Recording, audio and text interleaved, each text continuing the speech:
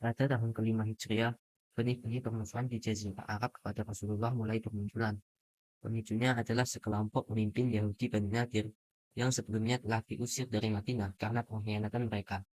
Mereka yang masih menyimpan dendam akhirnya melakukan perjalanan ke Mekah menemui Abu Sufyan dan para pembesar Quraisy. Mereka melakukan aliansi yang tujuannya hanya satu, yaitu untuk menghancurkan Muhammad beserta para pengikutnya. Tidak berhenti di situ, rombongan Bani Nadir melanjutkan perjalanan ke kabilah-kabilah lain.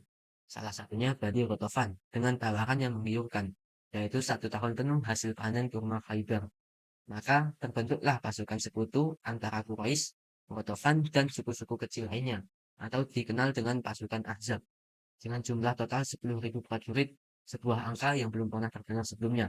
Mereka bergerak serentak menuju Madinah dan yakin bahwa ini adalah akhir dari komunitas Islam. Berita kedatangan 10.000 pasukan itu mengguncang Madinah. Karena pasukan Muslim saat itu hanya berjumlah 3.000 orang, dalam kondisi yang genting tersebut, Rasulullah Shallallahu Alaihi Wasallam segera mengumpulkan para sahabat untuk melakukan musyawarah darurat.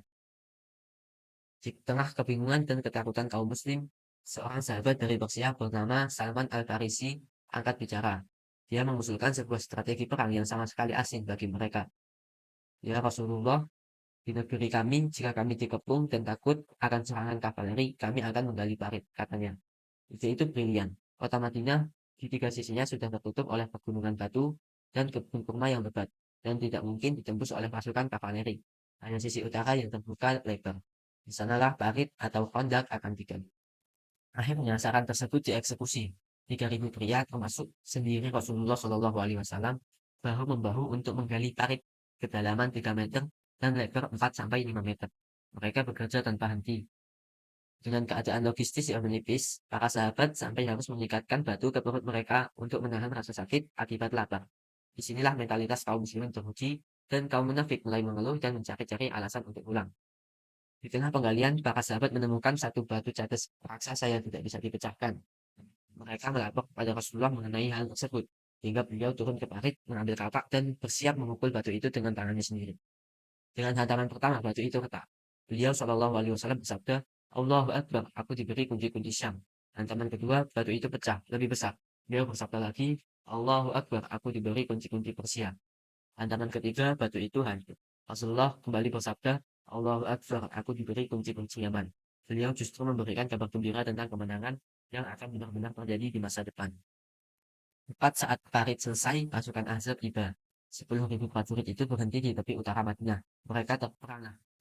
Di depan mereka ada penghalang yang tak pernah mereka duga. Kuda-kuda mereka, senjata utama mereka tidak bisa melompatinya. Abu Sufyan hanya bisa menatap parit itu dengan frustasi. Perang berubah menjadi pengepungan. Selama hampir sebulan mereka berkemah di luar dan tidak bisa berbuat apa-apa selain melempar panah dan menghina dari seberang. Beberapa kesatria Quraisy seperti Ikrimah bin Abi Jahal mencoba menerobos di titik tersempit yang memungkinkan untuk dilompati, namun berhasil dihalau oleh Ali bin Abi Thalib dan para sahabat. Dan ini membuat kaum Quraisy makin frustasi. Tapi di sisi lain, kaum muslimin juga mendapat situasi yang gawat. Musuh terbesar justru datang dari dalam. Suku Yahudi terakhir yang tinggal di Madinah, yaitu Bani Quraidah, yang tinggal di sisi selatan kota, memutuskan membelot. Mereka melanggar piagam Madinah dan bersiap untuk membuka jalan untuk pasukan Ahzab dari belakang. Sehingga Madinah kini terkepung dari segala sisi. Dan inilah titik terlemah kaum muslimin saat ini. Dalam situasi genting ini, seorang pria dari Bani Ghatafan bernama Nu'aim bin Mas'ud datang menemui Rasulullah di malam hari dan berkata, "Ya Rasulullah, aku telah masuk Islam, tapi kaumku tidak ada yang tahu." Di situ Rasulullah Shallallahu Alaihi Wasallam melihat sebuah peluang. Beliau berkata, "Engkau hanya satu orang, maka pergilah dan buatlah mereka tercerai-berai selama karena sesungguhnya perang adalah tipu daya."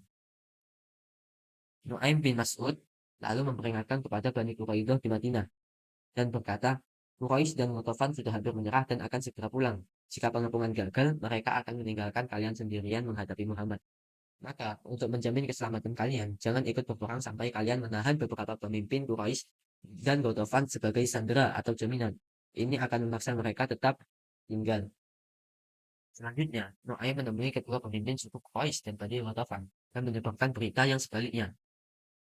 Bani Quraidah menyesali penghinaan mereka dan telah diam-diam menjalin perjanjian damai dengan Muhammad.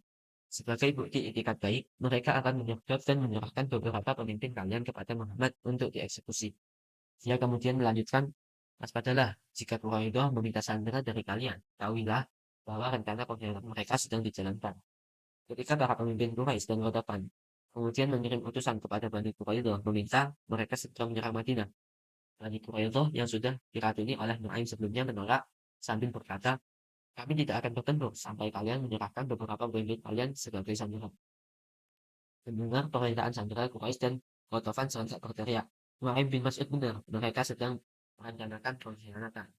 Saat aliansi musuh sedang goyah karena saling curiga, pertolongan Allah akhirnya datang. Di malam yang sangat dingin, Allah mengirimkan angin badai gurun yang dahsyat. Angin itu menerbangkan tenda-tenda mereka, pasir berterbangan, api-api unggun mereka padam, periuk berisi makanan mereka berbalik. Pasukan Ahzab dilanda kekacauan total. Di tengah badai itu, Abu Sufyan tidak tahan lagi dan berteriak kepada pasukannya untuk kembali ke Mekah. Malam itu 10.000 pasukan itu membubarkan diri dan kembali ke tempat mereka masing-masing. Keesokan paginya saat fajar, para sahabat melihat ke seberang barit dan mendapati tidak ada lagi yang tersisa dari pasukan Ahzab.